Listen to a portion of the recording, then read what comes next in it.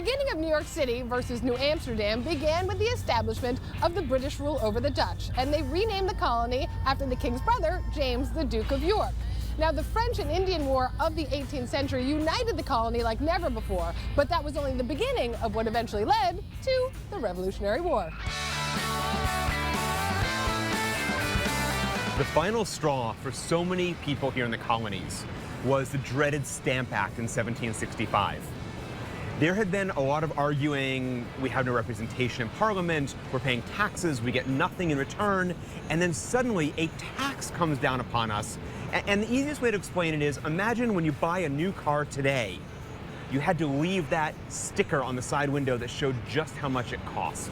After America claimed its independence from the British, this freshly minted nation had to claim a capital. And while D.C. is where it stands today, its origins are right here in the Empire State. New York is the capital of the United States for about 2 years.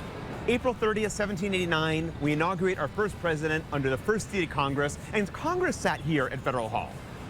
We then negotiated the removal of the capital from here, in a sense to take the politics away from the money. This neighborhood was synonymous with our founding fathers. Washington lived 4 blocks from Federal Hall, Thomas Jefferson resided 2 blocks south, and Hamilton was just a block away.